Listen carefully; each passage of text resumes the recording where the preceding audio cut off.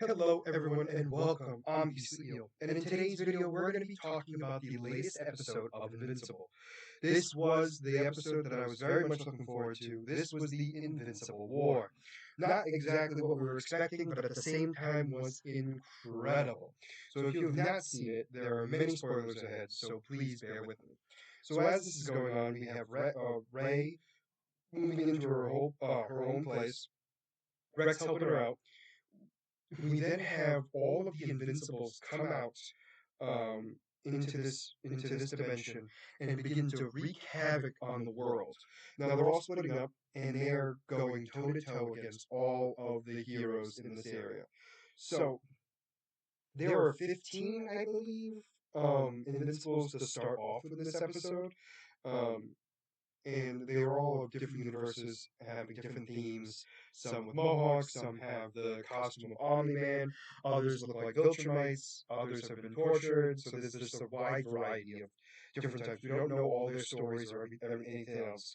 But we have a mohawk one that goes up against Mark, who's breaking through the prison, which is how Mark and Eve get involved. We then have a bunch of others just flying through, destroying everything as well. So this is like the first day where Mark takes down one of the Viltrumites. I mean, one of his duplicates. I guess the best way to phrase it, or his multiversal beings. He wants Eve out of there because he's afraid she's gonna get hurt. Um, but the two continue to fight and everything else. We have Oliver come into the fight as well to face an Invincible, which I thought was kind of cool. And we have all the Guardians facing it, who is honestly the one that was facing the Guardians was getting his butt. Like, he was destroying everyone. He beat up the Immortal and everything else. We then had the team group, which apparently that Invincible took out the entire group, robot included, and Rex told him to get out of there, and he was going to deal with it himself. So he goes toe to toe with this multiversal version of Invincible. And Invincible's kind of like, you got to be the dumbest Rex out of all of the multiverse because you think that you can actually defeat me is ridiculous. So he then grabs him by the throat and is getting ready to pop his head off. And Rex puts his hand in his wound, which was an open wound in there. And this particular Invincible is like, if you honestly think that you're going to bleed to death before I pop your head off, you clearly are the dumbest one.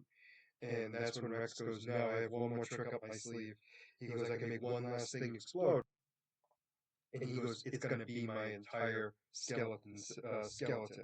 And you can literally see his bones glow, and he makes this massive explosion, which, to our knowledge, actually ends the life of that particular Invincible, because I don't remember seeing him again. We have the mustache Viltrumite, Invincible, who gets taken out by some sort of armored robot suit. And we have others getting taken out as well, along with a few others getting removed by Cecil's robot group. So during another fight where Mark and Eve are facing two versions of Invincible. One of them is dressed like Omni-Man, and the other one, I believe, is very similar to his costume, if I remember correctly.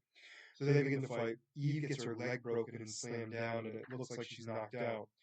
Um, Mark then goes on the full-on offensive and starts beating people until Cecil gets gets a new group in to kind of help fight them off while he gets Eve to safety.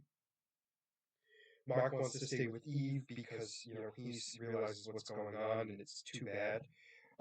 Cecil's trying to convince Mark to go back out there and fight because there's a lot of Invincibles, and Mark is like one of the only ones that he feels could actually do some damage out there.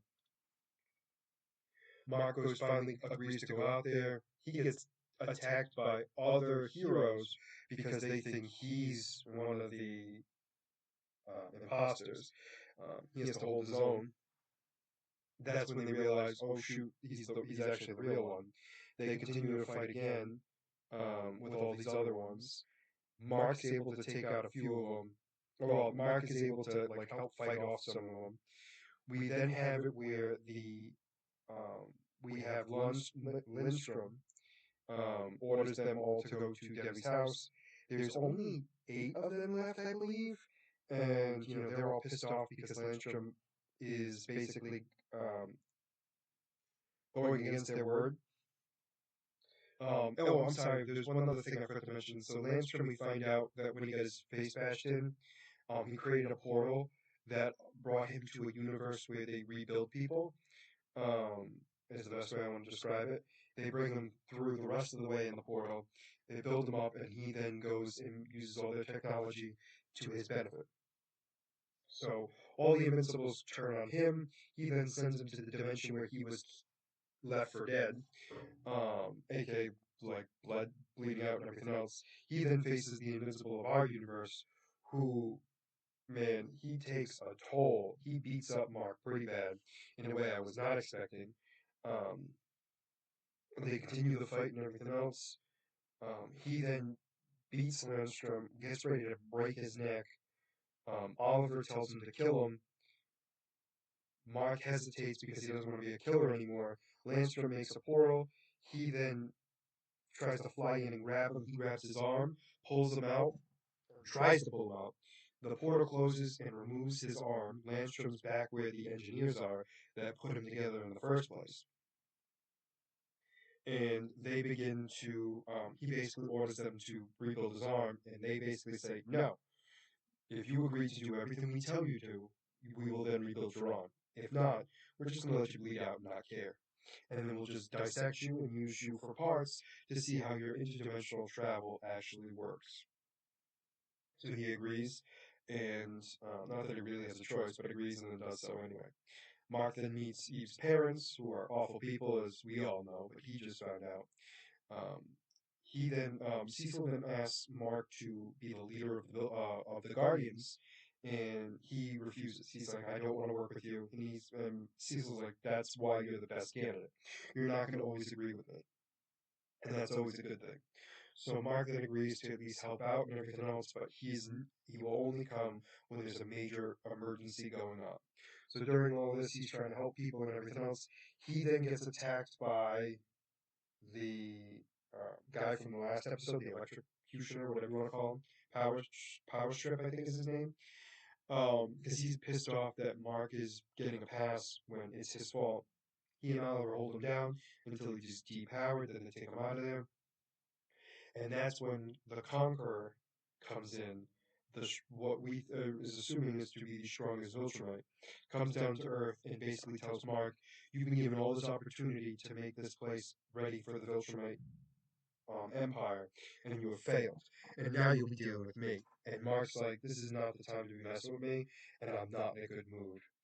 And it ends with the two of them literally flying towards each other at fast speeds. And that's how the episode ends. So we know that the next episode is going to be Mark and basically everyone on Earth that's left alive to fight the conqueror of the Viltrumite army.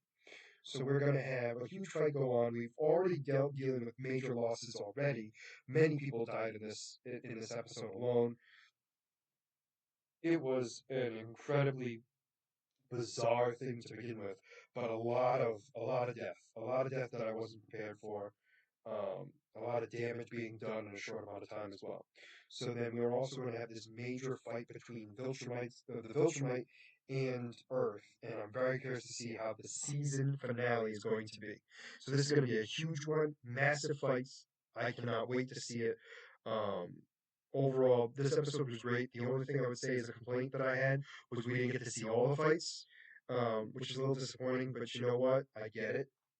Not all of the fights were going to be incredible, so I understand it. But we got to see some really good ones, and we got to see a lot of characters that we know and love make their sacrifices.